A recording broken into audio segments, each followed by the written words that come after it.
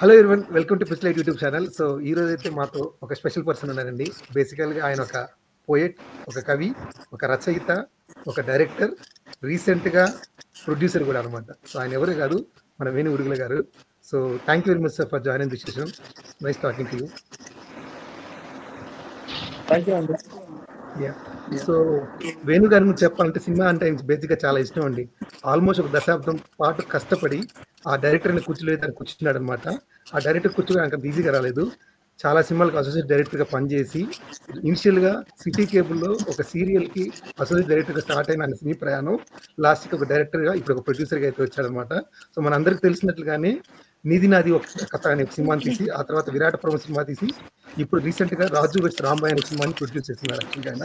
So ఒక cinema మంచి cinema అని చెప్పడానికి, ఆ సినిమా రిలీజ్ అయ్యి 7 ఏళ్ల తర్వాత కూడా ఇప్పుడు కూడా ఆ సినిమా గురించి మాట్లాడుకుంటే ఒక సినిమా ఆలోచింపజేస్తుందంటే అంతకన్నా అది ఎంత మంచి సినిమా అని మనకు కొత్తగా చెప్పాల్సిన అవసరం లేదన్నమాట. ఎందుకంటే మనకి ప్రతి సంవత్సరానికి 300 సినిమాలు వస్తాయి. అలాంటిది 7 ఏళ్ళు దాటినా కూడా ఇంకా ఆ సినిమా ఎక్కడైనా టీవీలో కానీ ఎక్కడైనా వస్తా ఉంటే కూర్చోబెట్టి చూడాలనిపిస్తుంది, ప్రతి మనిషిని ఆలోచింపజేస్తుంది అనమాట. సో ఇంతకన్నా గొప్ప సినిమాకి నిదర్శనం ఉండదు. అలాంటి ఒక సినిమాని నీది నాది ఒకే కథ. సో ఈ ఈ చాట్లో చిట్ సెషన్లో ఆ నీది నాది కథ ఒకే కథ సినిమా పయనం, దాని గమనం అనేది మాట్లాడుకుందాం. సో యా వేణు గారు, థ్యాంక్స్ అండి. సో ఫస్ట్ ఆఫ్ ఆల్ నీది నాది ఒక కథ సినిమా మాట్లాడక ముందు మీ గురించి ఒక 2 మాటలు.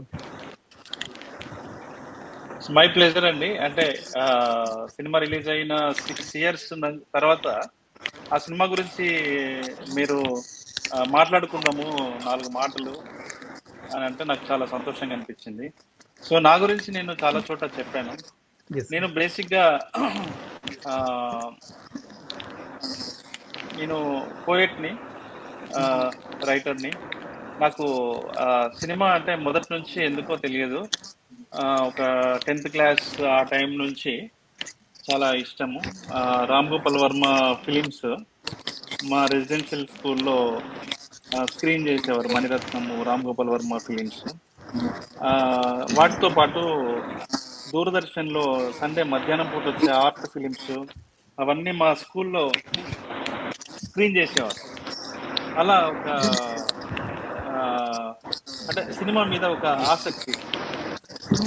అంటే తర్వాత ఎప్పుడైతే నేను హైదరాబాద్లోకి వచ్చిన తర్వాత, హైదరాబాద్ ఫిలిం క్లబ్లో జాయిన్ అయిన తర్వాత అక్కడ యూరోపియన్ ఫిలిమ్స్, ఇరానియన్ ఫిలిమ్స్, తర్వాత అలాంటి హంగేరియన్ ఫిలిమ్స్, వరల్డ్ ఫిలిమ్స్ చూడటము, ఆండ్రూ టార్కోస్కి, కిస్లోవ్స్కి ఇట్లాంటి ఫిలిం మేకర్స్, మన కురోసోవా ఇట్లాంటి గ్రేట్ ఫిలిం మేకర్స్ సినిమాలు చూడటం వల్ల నాకు ఒక సినిమా పట్ల ఒక అభిరుచి ఏర్పడింది. ఒక పర్సనాలిటీ, ఒక క్రియేటివ్ పర్సనాలిటీ హైదరాబాద్ ఫిలిం క్లబ్లో ఎవాల్వ్ అయింది అని చెప్పొచ్చు. ఆ తర్వాత నేను అంతకుముందు రాసిన కథలని పక్కన పెట్టి మళ్ళీ డిఫరెంట్ స్క్రిప్ట్స్ రాసుకోవడం స్టార్ట్ అయింది. సో ఆ తర్వాత మీకు వినపడుతుంది నా వాయిస్? సో డిఫరెంట్గా చేయాలి, మంచి కథలు చెప్పాలి అనే ఒక ప్యాషన్ ఉండేది, తీవ్రమైన కాంక్ష ఉండేది. ఆ ప్రాసెస్లోనే నేను 2018లో అంటే నీది నాది ఒకే కథ సినిమాని చేయడం జరిగింది. సో శ్రీ విష్ణు గారి వల్లనే ఆ సినిమా చేయడం సాధ్యమైంది నిజంగా చెప్పాలంటే. సో అంటే నారా రోహిత్, శ్రీ విష్ణు, ప్రశాంతి, కృష్ణ విజయ్ వాళ్ళందరి వల్ల అది ఆ సినిమా చేయడం సాధ్యమైంది. వాళ్ళ వల్ల నేను ఆ సినిమాని డైరెక్ట్ చేయగలిగాను. ఎందుకంటే చాలా మంది ఆ కథని ఒప్పుకోలేదు, బాగుంది బట్ ఇది ఎలా కమర్షియల్ గా వర్కౌట్ అవుతుంది ఏంటి అనేది అప్పుడు ఎవరు నమ్మలేదు. అంటే అప్పుడు డిజిటల్ మీడియా ఉంది తప్ప. సో ఇది మీరు అడిగారు నా బయోపిక్ అని. నా బయోపిక్ కాదు, భారతదేశంలోని మెజారిటీ యువత బయోపిక్ అని చెప్పొచ్చు. జనరల్గా చదువు రావడము ఎంత సహజమైన విషయమో, రాకపోవడం కూడా అంతే సహజమైన విషయంగా గుర్తించాలి అనేది ఈ సినిమాలో చర్చించడం జరిగింది. చర్చించిన అంశాల్లో ఇదొకటి. ఓకే, మనిషిని మనిషిగా చూడాలి. సెటిల్ అవ్వడం అంటే నెలకి ఓ 10 లక్షలు రావటం కాదు. మనకి ఎంత డబ్బు వస్తుందనేది ముఖ్యం కాదు. మనము ఎంత ఆనందంగా ఉన్నాం అనేది ముఖ్యమనే దాన్ని మనము ఈ సినిమాలో చర్చించడం జరిగింది. సో చాలా మంది మీరు చూడండి, అంటే కాలేజ్లో కానీ స్కూల్లో కావచ్చు, అన్ని చోట్ల చదువు ఒక 70% జనాలు ఈ సినిమాలో ఉన్న ప్రొటాగనిస్ట్ లాగానే ఉంటారు. ఈ సినిమాలో ఉన్న ప్రొటాగనిస్ట్ లాగే సఫర్ అవుతుంటారు. ఈ సినిమాలో ఉన్న ప్రొటాగనిస్ట్ సాగర్ వల్లే ఒక కన్ఫ్యూజన్ స్టేట్లో కింద మీద అవుతుంటారు. ఒక మోరల్ డైలమా, అంటే వాడికేమో ఒకలాగా ఉంది, బయట సొసైటీలో చెప్పేదేమో ఒకలాగా ఉంది. నాకు నచ్చినట్టుగా నేను ఉండాలా, ఈ సొసైటీ నామ్స్ ప్రకారం నేను ముందుకెళ్ళాలా అనే ఒక సందిగ్ధావస్థలో, ఒక మోరల్ డైలమాలో సతమతమయ్యే యూతే ఎక్కువ మంది ఉన్నారు. కాబట్టి ఇది అందరి బయోపిక్. సో ఈ సినిమా మీరు ఎప్పుడు రాస్తారు సార్? యాక్చువల్గా సినిమా తీశారు, బట్ ఎప్పుడు రాస్తారు? బేసిక్ ఈ సినిమా ఎప్పుడు రాసుకున్నారు? ఈ సినిమా అంటే అది 2015-16 అనుకుంటా. ఓకే, 15-16 అనుకుంటా. అప్పుడు అంతకుముందు వేరే ఒక కథ పట్టుకొని తిరుగుతూ ఉండేవాళ్ళము. ఓకే. ఒకరోజు చంద్రబోస్ గారు, నువ్వు అలా అంత బడ్జెట్ ఎవరిని మీద పెట్టరు, కొత్త డైరెక్టర్గా మీరు చిన్న కథ ఏదని చెప్పు, నేను మెటీరియల్ చేపిస్తా, నేను పరిచయం చేపిస్తే ఎవరినన్నా అని చెప్పి అని అన్నాడు అనమాట. అప్పటికప్పుడు నేను ఒక ఐడియాతోని మోహన్ శాటో అని అందులో స్క్రీన్ ప్లే సహకారం అని పడుతుంది, ఒక రైటర్, మా ఫ్రెండ్ అతను. సో జగన్ యాక్చువల్లీ మా జగన్మోహన్. సో తన screen name Mohan శాటో. So Jagan నేను కలిసి ఈ సినిమా రాయడం జరిగింది. చాలా తక్కువ టైంలోనే రాశాము. కొన్ని ఎపిసోడ్స్ నా దగ్గర ఉండే, కొన్ని ఎపిసోడ్స్ ఆయన ఆల్రెడీ వేరే ఆయన రాసుకున్న కథ ఉండేది. అతని ఆలోచనలు, నా ఆలోచనలు అలా కలిపి తొందరగా అవడం కోసం తొందరగా రాసిన కథ యాక్చువల్లీ. కానీ అంటే స్ట్రగుల్ అయితే ఎక్కువ రోజులు ప్రొడ్యూసర్ని పట్టుకోవడానికి అయితే చాలా రోజులు టైం పట్టింది అనుకోండి, అది వేరే విషయం. సో ఇంకా ఈ సినిమా విశేషాలు మాడడానికి ముందు సార్, మా టీం నుంచి ఒక చిన్న పోయం రిసైట్ చేస్తాడు గిరీష్ సినిమా గురించి. గిరీష్, ఓటు. మీరు కవి ఆల్రెడీ మాకు తెలుసు, మీ స్థాయి అందుకోలేమని ఏదో మా చిరు ప్రయత్నం. లేదు ఇక్కడ స్థాయి లేదండి, నేను నమ్మను, కానీ ఏదైనా కవిత్వమే. గిరీష్. సో ఈ సినిమాలో సినిమా సిచ్యువేషన్ గురించి, సినిమాలో ఉన్న కథ గురించి ఒక కవిత్వం సార్.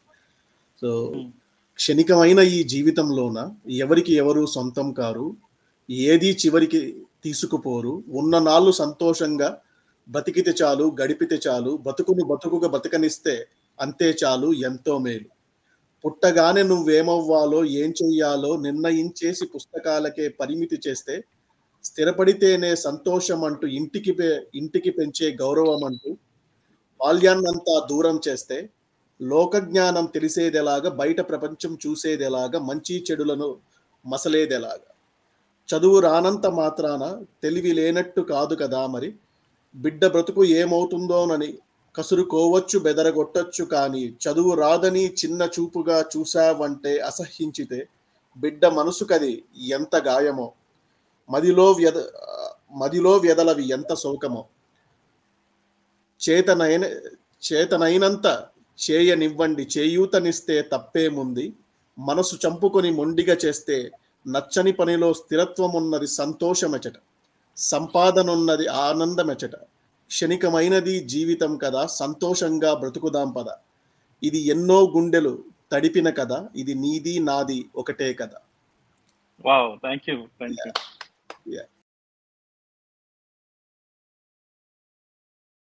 వివక్ష ఏంటంటే పని వివక్ష. అంటే పనిలో తేడాలు చూడటం, ఉద్యోగంలో తేడాలు చూడటం, స్థాయిలో తేడాలను చూడటం. ఆ వివక్ష అనేది ఎంత ఉందో మనకు తెలుసు, దాన్ని మీరు పట్టుకున్నారు. అదే సీన్ లో రిఫ్లెక్ట్ అవుతుందంటే ఆ హీరో అందరినీ తీసుకొస్తాడు.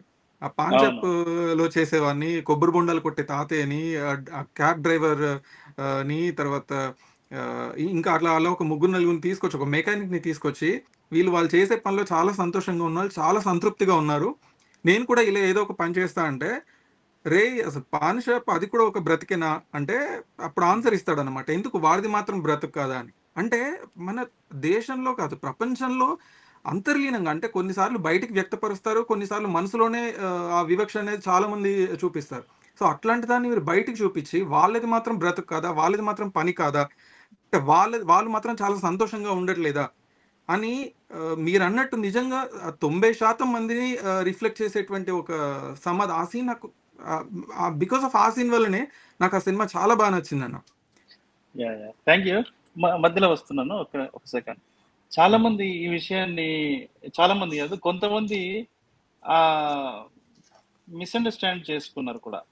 అంటే ఇప్పుడు ఏంటి, అందరినీ అలా కొబ్బరి బొండాలు అమ్ముకోమంటావా, పాండపా పెట్టుకోమంటావా, ఇంకే డ్రైవింగ్ పని చేసుకొని బతుకోమంటావా, మెకానిక్ పని చేసుకోమంటావా అని క్వశ్చన్ చేసిన అది కూడా ఉంది కొన్ని కేసు. అంటే కొంతమంది అలా చేశారు, బట్ అది కాదు ఉద్దేశం ఇక్కడ. మీరు ఒక సాఫ్ట్వేర్ ఇంజనీర్నో, ఒక టీచర్నో, లేకపోతే ఇంజనీర్నో, లెక్చరర్నో ఎలా అయితే గౌరవిస్తారో అలాగే మిగతా వాళ్ళందరినీ గౌరవించండి.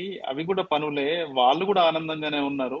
నాకు రాదు, నాలో లేనిది నేను ఎక్కడి నుంచి తీసుకురాగలను, నాలో లేని స్కిల్ ని నేను ఎలా ప్రదర్శించగలను, నాకు ఇంతే వచ్చు, I can do this, I can do that అని చెప్తూ నేను వీళ్ళలాగా హ్యాపీగా ఉంటాను, వీళ్ళు కూడా మనుషులే కదా అని అంటున్నాడు. వాడి బాధ అది.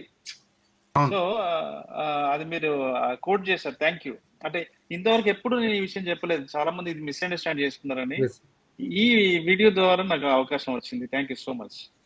Shiva, please continue. అవునన్నా, అంటే ఇక్కడ ఉద్దేశం ఏంటంటే గొప్ప గొప్ప లక్ష్యాలు ఉండడం అనేది మంచిదే, కానీ ఏ లక్ష్యం లేకపోవడం అనేది ఒక లోపం కాదు, అదొక రోగం కాదు. వాడికి నచ్చిన పని చేసుకోవాలని కాదు, వాడికి తోచిన పని కూడా చేసుకోవచ్చు. ఏది చేసుకున్నా కూడా వాడు సంతోషంగా ఉండాలి. అంటే క్లైమాక్స్ లో ఒక మీరే జస్టిఫికేషన్ ఇచ్చారండి. ఓకే, అంటే అది చాలా కత్తి మీద సాము లాంటి క్యారెక్టర్ అన్న. ఎందుకంటే ఫాదర్ క్యారెక్టర్ లో నేను చూస్తే మనకి ఎండింగ్ వరకు కూడా కోపం కనిపిస్తుంది, ఒక బాధ కనిపిస్తుంది, కానీ ఎక్కడ కూడా ఆ కొడుకు మీద అసహ్యం మాత్రం కనిపించలే ఆ క్యారెక్టర్ లో. ఎండ్ వరకు తను చాలా బాగా పోర్ట్రే చేశారు. అండ్ ఇప్పుడు మన హీరో క్యారెక్టరైజేషన్ గురించి చెప్పాలంటే అన్న, ఎప్పుడైతే పోసాని కృష్ణమురళి గారు ఒక 2 ఆప్షన్స్ ఇచ్చానికి 2 ఆప్షన్స్ ఎంచుకోమన్నప్పుడు, నువ్వు దేనికి పనికిరావు, అసలు ఎలాంటి పర్సనాలిటీ డెవలప్మెంట్ చెప్పకూడని మాట ఒకటి చెప్తాను, నువ్వు వేస్ట్ అని అన్నప్పుడు ఆయన ఒక ఎక్స్ప్రెషన్, అసలు ఆ సీన్ లో తెలియకుండానే ఆయన కళ్ళు ఎర్రగా అయిపోతాయి. గ్లిజరిన్ వాడారో లేదో తెలియదు, కానీ అసలు ఎంత ఆ క్లోజప్, ఆయన యాక్షన్ ఎంత బాగుంటుందంటే సినిమా మొత్తం చూసాక నాకు అనిపించింది, శ్రీమంతుడు సినిమా క్లైమాక్స్ లో మహేష్ బాబు ఎప్పుడైతే రియలైజ్ అవుతాడో, నాన్న మీరు ఊరి నుంచి నన్ను దూరం చేశారు కానీ నా నుంచి ఊరిని దూరం చేయలేకపోయారు, ఈ జన్మకి నన్ను వదిలేయండి అన్నప్పుడు ఆయన ఒక డైలాగ్ చెప్తారు, అందరూ నాకు అందమైన కొడుకు పుట్టాడు అన్నారు, బట్ నాకు మంచోడు పుట్టాడని. ఆ డైలాగ్ ఎవరికైనా సెట్ అవుద్దంటే మన సినిమాలో హీరోకే సెట్ అవుద్ది. ఎంత మంచి క్యారెక్టర్ అంటే తనది. తనకు వేరే టాలెంట్ లేకపోవచ్చు, కానీ ఫాదర్ ఎంత తనని డిస్క్రిమినేట్ చేయాలని చూసినా కూడా ఫాదర్ మీద ఎప్పుడూ కోపం రాదు. అండ్ ఇంకోటి ఏంటంటే హీరోయిన్ కూడా చెప్తుంది, నిన్ను మీ ఫాదర్ అర్థం చేసుకోవట్లేదు కదా, నువ్వు ఇంట్లోంచి బయటకు వచ్చేసి మనం వెళ్ళిపోదామని. అయినా కూడా తను ఫాదర్ని వదిలిపెట్టడానికి ఇష్టపడు.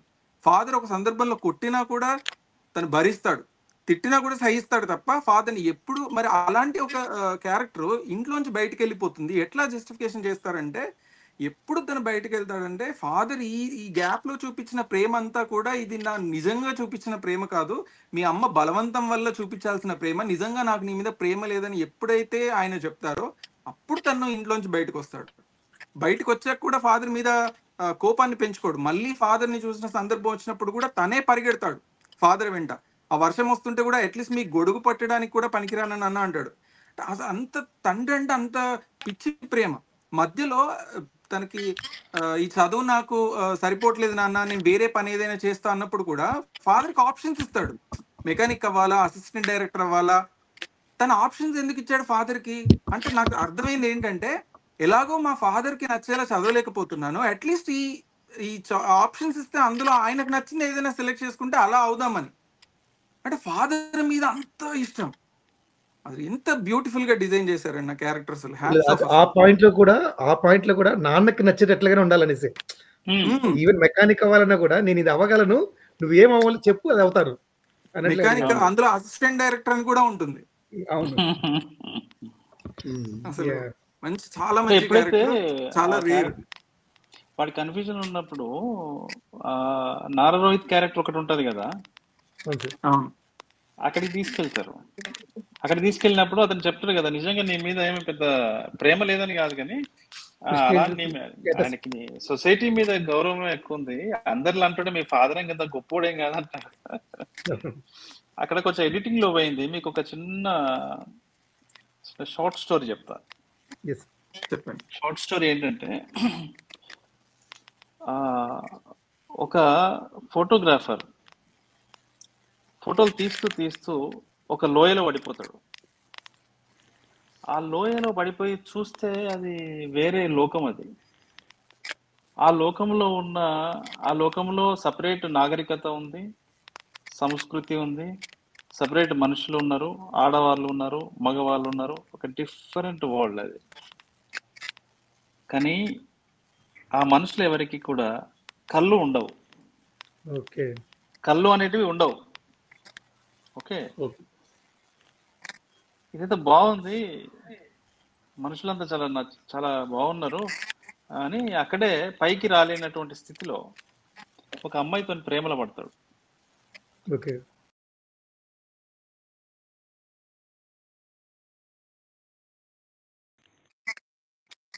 ఆ ఇంట్లో వాళ్ళు పెళ్లికి ఒప్పుకుంటారు. 2-3 రోజుల్లో వాళ్ళ పెళ్లి అనేది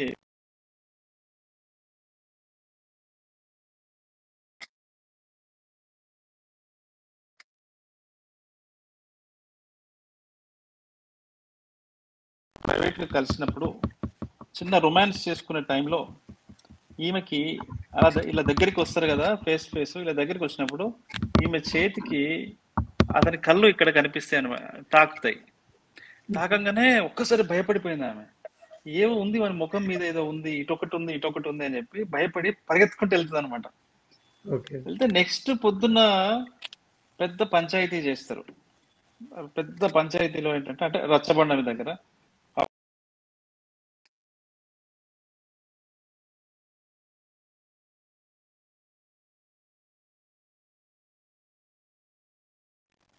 కాకపోతే ఒక చిన్న పరిష్కారం ఏంటి అంటే, ఈ సమస్యకి బాగా ఒక రాయిని తీసుకొని దాన్ని నిప్పుల్లో బాగా కాల్చి ఆ రాయితోని వాడి ఎక్కడైతే ఈ లోపం ఉందో అక్కడ పెడితే సరిపోతుంది, వాడికి కళ్ళు ఉన్నాయి, అదే వాడి లోపము అని అంటారు అనమాట. అరే నీ అమ్మ, కళ్ళు నాది కాదురా లోపము, మీరు నా గుడ్డోళ్ళు అని చెప్పి వాడు పరిగెత్తుకుంటా వెళ్తాడు అనమాట. ఈ కథ ఆ రోహిత్ క్యారెక్టర్ ఏదైతే ఉందో అది వీళ్ళకి చెప్పి, సో ఇదంతా గుడ్డి వాళ్ళు ఉండే లోకం లాంటిదే మన సొసైటీ కూడా, ఇక్కడ బతకాలంటే మనం కూడా గుడ్డి వాళ్ళలాగా బతకాల్సిందే అని చెప్తారనమాట. ఎడిటింగ్ లో అది కట్ చేసాం. ఓకే, ఇంత స్టోరీ చెప్తారు సార్ రోహిత్ గారు శ్రీ విష్ణు గారికి. ఓకే, అదే లెంత్ ఎక్కువైందని అది కట్ చేసాం. అండ్ ఈ సినిమాలో డీటెయిలింగ్ విషయానికి వస్తే సార్, నేను యాక్చువల్గా 3 డీటెయిల్స్ చూసా. అంటే బేసిక్గా నాకేమంటే, ఒక క్రియేటర్ ఒక సీన్ తీసినప్పుడు అంటే ఏదో ఒకటి ఆడియన్స్ యాక్సెప్టెన్స్ తీసుకుంటే ఎలా తీసినా చూస్తారు అనుకుంటారు, కానీ కొంతమంది జాగ్రత్తగా ఈ సీన్ జాగ్రత్త పడాలి, ఎవరైనా చూస్తాడేమో అనుకుంటారు. సో అలాంటి సీన్ అనిపించింది ఏమంటే, సైన్స్ ల్యాబ్ ఒకటి తీసుకెళ్తారు కదా ట్రైనింగ్కి అతనికి. అక్కడ కూడా వెనకాల ఏపీజే అబ్దుల్ కలాం గారి ఫోటో ఉండడం కానీ, ఆ సెటప్ ఏదైతే ఉందో ల్యాబ్ కావాల్సిన సెటప్ అని కూడా చాలా పర్ఫెక్ట్గా సెట్ చేస్తారు సార్ ఆ డైరెక్టర్ ఆ సీన్లో. అదొకటి. తర్వాత వచ్చేసరికి బేసిక్గా మన సాగర్ వచ్చి పవన్ కళ్యాణ్ గారి ఫ్యాన్. సో ఫస్ట్ షాట్లో చూస్తే కూడా మనకి ఎక్కడ చూసిన పోస్టర్లు పవన్ కళ్యాణ్ ఫోటోస్ ఉంటాయి.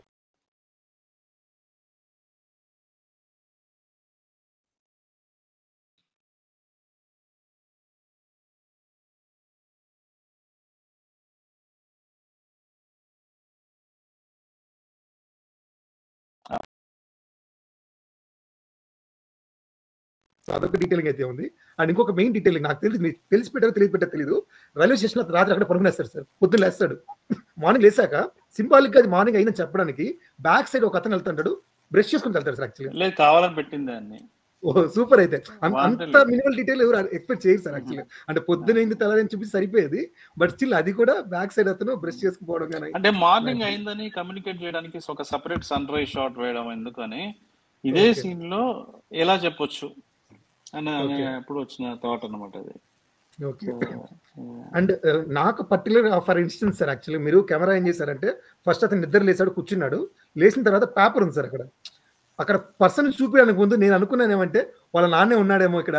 అంటే మీరు అంతసేపు ప్రొజెక్ట్ చేసింది ఎలా అంటే వాళ్ళ తండ్రికి ఎనలేని ప్రేమ ఉంది. ఇందాక చెప్పినట్లుగా పేపర్లో అతను రాసిన పేపర్ వచ్చిన తర్వాత కూడా వాళ్ళ నాన్న 10,000 ఇచ్చేయి ఊటీకి వెళ్తాడు అని చెప్పడంలో ఒక తండ్రి అది పరాకాష్ట. అది ఎలాంటి తండ్రికైనా కూడా అసలు అంత ఇందాక శివ అన్నట్లుగా అసహ్యం చేసుకోవాల్సిన టైం అది. ఆ టైంలో కూడా ప్రేమ చూపి చెల్లిపోయాడు అక్కడి నుంచి ఏం చెప్పకుండా. సో అదైతే ఆశపడ్డాను సార్ యాక్చువల్గా అదొకటి. అండ్ ఇంకొక చిన్న డీటెయిలింగ్ ఏమంటే మీరు సాగర్ క్యారెక్టర్ చెప్పడానికి కోసం అతని వస్తువులన్నీ పడేస్తున్నాడు కదా, డస్ట్బిన్లో పడేస్తాడు. పడేసినప్పుడు కూడా ఆ క్రికెట్ కిట్ అనేది ఏదైతే ఉందో పర్టికులర్గా దాన్ని ఎత్తుకొని మళ్ళీ ఎత్తుకుని కిట్స్కి ఇవ్వడం అనేది మాత్రం అది చాలా బాగా అనిపించింది సార్. డస్ట్బిన్ లో వేస్తాడు ఫస్ట్, తర్వాత మళ్ళీ కిడ్స్ కి ఇస్తాడు. అవును. అండ్ మీరు ప్రతి ఫ్రేమ్ లో కూడా అంటే ఒక సాగర్ అనే క్యారెక్టర్ ఆ ఇన్నోసెన్స్ చూపించిన విధానం చాలా బాగా అనిపించారు. అంటే బేసిక్ గా నాకు అనిపించింది అంటే సాగర్ అనే క్యారెక్టర్కి ఏం తెలీదు, తను ఓన్ గా ఒక డెసిషన్ కూడా తీసుకోలేడు. ఎందుకంటే కోయంబత్తూర్ రైల్వే స్టేషన్ లో కూర్చొని హీరోయిన్ మోటివేట్ చేస్తా ఉంటే ఎక్కడ ఆ అమ్మాయి మాటలకు ప్రేరేపించేస్తాయి అతని మైండ్ అనేసి అతను చెప్తాడు, వద్దు నువ్వు ఇంకేం చెప్పొద్దు వెళ్ళిపోదాం అంటే. అతనికి ఏమంటే ఇంకెక్కడ ఎక్కువ మాట్లాడేస్తే ఒప్పుకోవాల్సి వస్తుందేమో, నా మనసు మారిపోతుందేమో, నేను అది కాదు మా నాన్నకి వెళ్ళాలి అనేసి చెప్పడం అనేది చాలా బాగా అనిపించింది ఆ సీన్స్ అంతా. Thank you.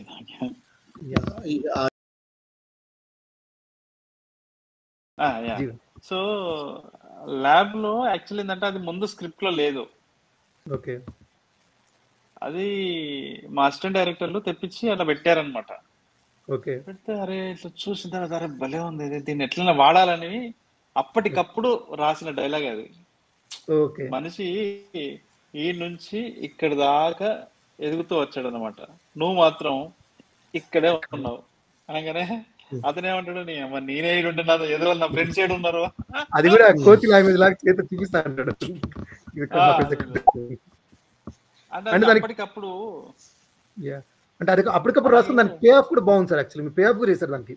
అంటే ఆ అమ్మాయి కూడా నేను ఇక్కడే ఉన్నాము నువ్వు ఒక్కడు మాత్రం అక్కడ ఉన్నావు చెప్పడం అనేది ఆ పే ఆఫ్ చాలా చేసాం. అది తర్వాత షూట్ జరిగింది కాబట్టి చేసాం. అలా స్పాంటేనియస్ గా డెవలప్ అయినాయి, చాలా డెవలప్ అయ్యి బాగా పేరు వచ్చినవి. ఇందులో ఏంటంటే ఇంకొక డైలాగ్ ఏంటంటే వీళ్ళు అందరిని తీసుకొని ఇంటికి వచ్చాడు కదా, ఇంటికి వచ్చిన తర్వాత వీళ్ళ నాన్నతోనే ఒక మాట మాట్లాడతాడు. వాళ్ళ నాన్న ఫాదర్ కొట్టినప్పుడు అనుకుంటా, కొట్టక ముందుకు అంటే ఈ కొబ్బరి బండలు బతుకు కాదా, డబ్బోడిది బతుకు కాదా, మెకానిక్ బతుకు కాదా, మీ ఇంజనీర్ లేదు, డాక్టర్ లేదు, లెక్చరర్ లేదు, బతుకులా అన్నట్టు చూసినాం. ఆ డైలాగ్ ముందు స్క్రిప్ట్ లేదు, అప్పుడు వచ్చింది, చేస్తున్నప్పుడు వచ్చింది అనమాట. సో అలా కొన్ని మంచి అంటే స్పాంటేనియస్ గా నాకు అక్కడికక్కడ వస్తాయి షూట్ లో. అండ్ ఇంకా స్లిప్స్ గురించి ఆ సీన్ బాగుంటుంది సార్. స్లిప్స్ ఏమైనా ఎత్తుకొని వచ్చావంటే స్లిప్ ఎత్తుకొని వచ్చి కూడా కష్టపడతా తినాలనేసి ఆ డైలాగ్స్ బాగా కన్వే చేశారు. యాక్చువల్ గా రాత్రి అంతా కష్టపడి స్లిప్పులు అది ఏడబెట్టాను కూడా. ఏ చీటీ ఒక్కొక్క క్వశ్చన్ ఒక చీటీ రాస్తారు కదా, ఏ చీటీ ప్యాంట్ లో ఏడబెట్టాను కూడా గుర్తులేదా అని చెప్తాను అనమాట మనం. అండ్ ఆ వర్డ్ ఎక్కడ పట్టుకొచ్చేసారు ఆత్మ న్యూన్యత అనేసి. బేసికల్ ఏం సార్ ఆత్మ రాస్తారు, అది ఆ పుస్తకాలు రాసేదే అది. ఓకే ఓకే, వాళ్ళ భాషే అది. సో ఇప్పుడు కమ్యూనిస్టులో మనము అంటే మనము ఎన్ని కమ్యూనిస్ట్ పుస్తకాలు చదివినప్పుడు అందులో కమ్యూనిస్ట్ పరిభాష సపరేట్ ఉంటుంది. గొడ్డలి పెట్టు, అధికారం చెలాయించటం, రాజ్యం, ఇట్లాంటి పదాలు ఉంటాయి. అలాగే వీళ్ళు ఈ వ్యక్తిత్వ వికాసము రాసే వాళ్ళ కూడా ఆత్మన్యూనత భావం పనికి మాలిన ఆదర్శం ఇట్లాంటి పరిభాష ఉంటుంది వీళ్ళది. సో దాని మీద సెటైర్ లాగా. అండ్ ఆ సాంగ్ లో ఊటీని కూడా చాలా అందంగా చూపించారు సార్. యాక్చువల్గా ఊటీ సాంగ్ యాక్చువల్లీ ఊటీ కాదు అది. ఓకే, మనం ఊటీ అని చెప్పాము సినిమాలో. ఓకే, మాకు అప్పుడు చిక్మంగళూరులో చేసాం మేము. ఓకే, ఓకే, చిక్మగళూరు చేశారు. బట్ ఊటీ అని చీట్ చేసాం. మాకు అప్పుడు ఎందుకంటే ఊటీలో నేను ఎట్లా చేశానంటే, మీరు మళ్ళీ ఊటీ చూసిన తర్వాత కోయంబత్తూరు రైల్వే స్టేషన్ కూర్చోంటారు. సో బేసిక్ గా కోయంబత్తూరు చాలా వెళ్ళారేమో. లేదు అంటే మేము షూట్ చేసింది చిక్మంగళూరులో, కథలో ఊటీనే. యా యా కథలో ఊటీనే, రియల్ లొకేషన్ మాత్రం చిక్మంగళూరులో చేసాం. యా శివ వాయిస్ రావట్లేదు. శివ వాయిస్ రావట్లేదు.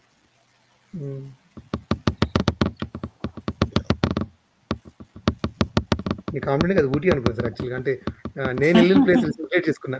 ఓ ఈ ప్లేస్ ఏమో ఈ ప్లేస్ ఏమో అనేసి మేము రిలేట్ చేసుకున్నాం. అప్పుడు ఊటీకి వేరే కారణాల వల్ల మేము వెళ్ళలేకపోయాము. Okay sir. అండ్ ఈ సినిమాలో సార్ బేసిక్గా చెప్పాలంటే one of the best dialogue వచ్చి మీరు టెంకాయలు కొడతారు కదా, ఆయన చెప్పించారు సార్.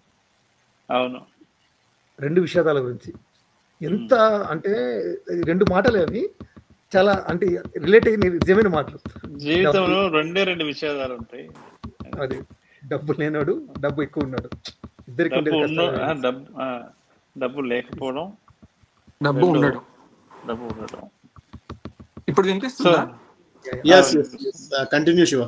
ఇంకొకటి కూడా ఇష్టం నాకు అందులో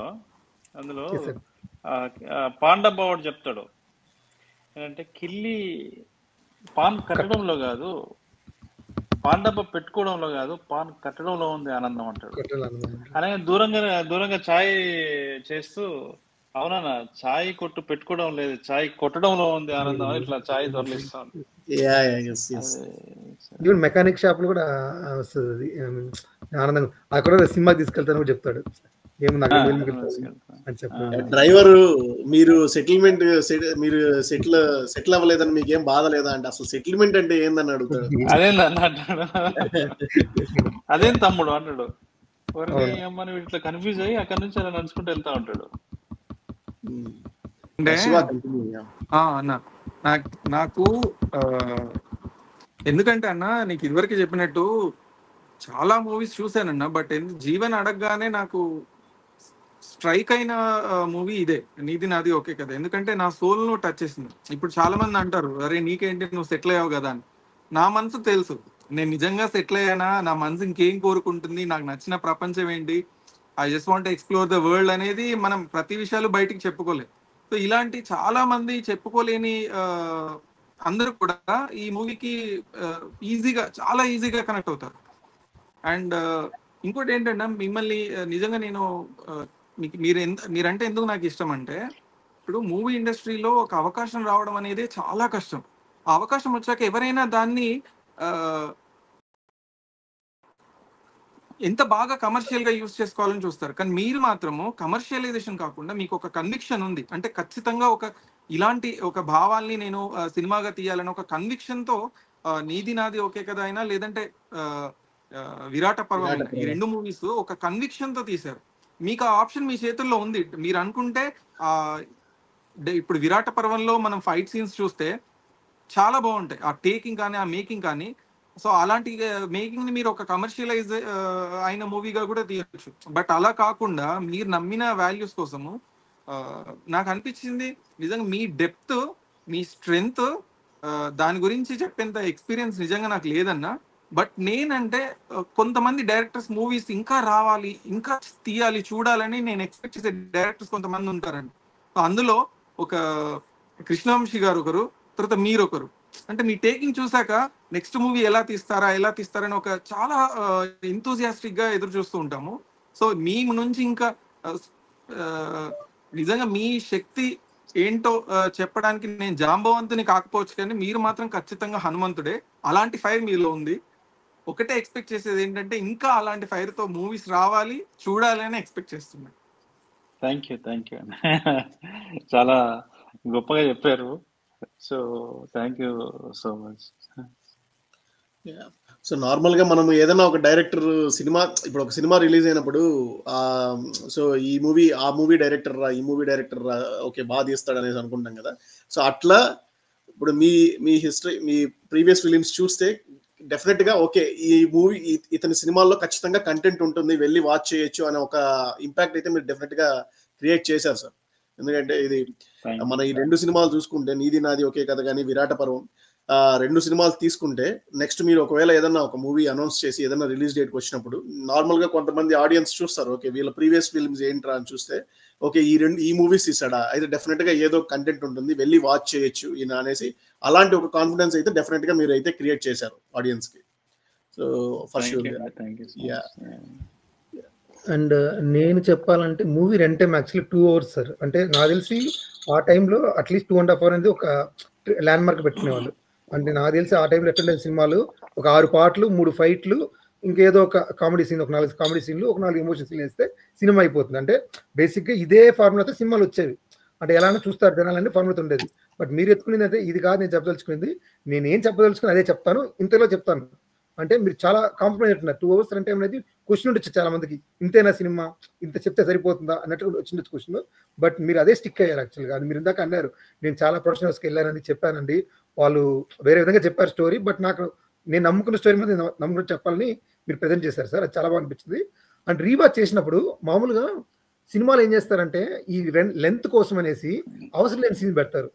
ఈ సీన్ అసలు సీన్కి కంటిన్యూషన్ సంబంధం ఉండదు, కంటిన్యూషన్ మిస్ అయిపోతుంది, అలాంటి సీన్లు పెడతారు.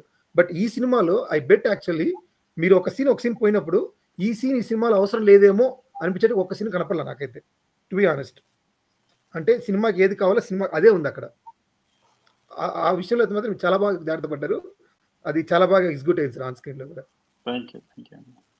And I'm glad that I'm seeing people around who is talking about నీది నాది కథ ఇప్పటికి కూడా.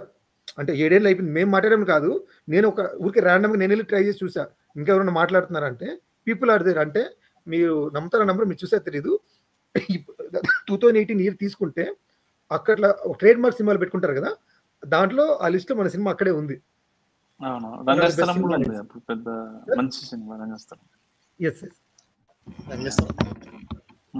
మనది రిలీజ్ అయిన 1 week రంగస్థలం రిలీజ్ అయినప్పుడు. అవునవును, బట్ అంత హెడ్ కూడా మనం కాంపీట్ చేసి మీరు నిలబడ్డారు. అంటే రంగస్థలం ఏప్రిల్ వచ్చేసింది కదా సార్, మంది March 23rd రిలీజ్ అయింది సార్. March 23rd 18 అనుకుంటా, March 18 March 23rd.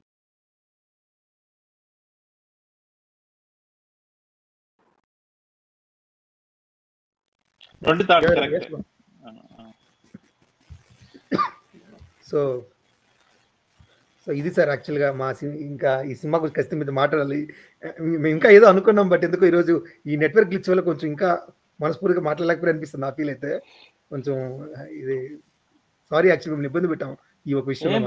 మళ్ళీ మనం కలుద్దాం, మంచిగా మాట్లాడదాం. మీరు అందరు బెంగళూరులో ఉంటారా, డిఫరెంట్ ఎట్లా? శివ హైదరాబాద్,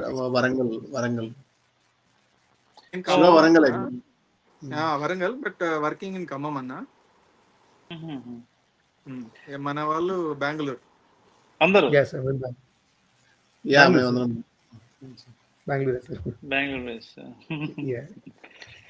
జాబ్స్ పరంగా మేము ఇక్కడికి వచ్చి స్టక్ అయిపోయి ఉన్నాం సార్ యాక్చువల్లీ. అన్న